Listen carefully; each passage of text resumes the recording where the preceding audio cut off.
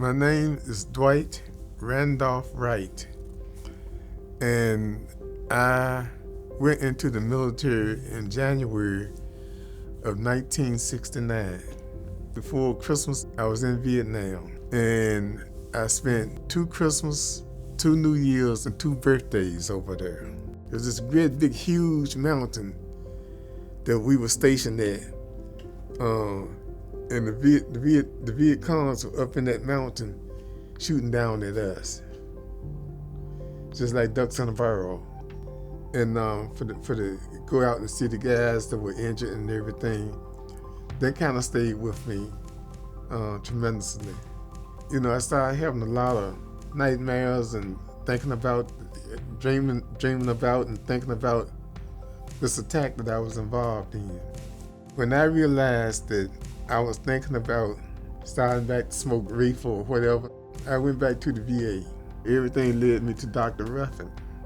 I'm Dr. Rachel Ruffin. I'm a staff psychologist here at the Durham VA. I'm also part of our training committee and the director of our trauma recovery program. So prolonged exposure therapy is an evidence-based psychotherapy designed specifically to treat post-traumatic stress disorder. It usually happens in the course of 8 to 15 sessions once a week. In the session, having the patient close their eyes and talk about the memory with great detail, sort of replaying it in their mind the way that they remember it occurring at the time. And this allows for some of those really intense emotions to be expressed and then processed in the session. A lot of this is all about doing the opposite of avoidance.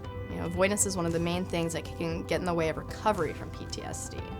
And so by doing the opposite and approaching the memory, it can allow someone to develop a new relationship with the memory. Doing enough of that, getting a big enough dose of exposure to the trauma memory is essential. And that happens by staying in contact with that memory as well as the emotions attached to it for a sufficient amount of time in the session, and then doing that again and again. Really wearing that memory down in a way so that they have more control over the memory versus the memory controlling them. Dr. Ruffin kind of enlightened me to kind of move forward with a lot of stuff, because I was at the place where I couldn't even go to a grocery store. She helped me to really go through everything from the moment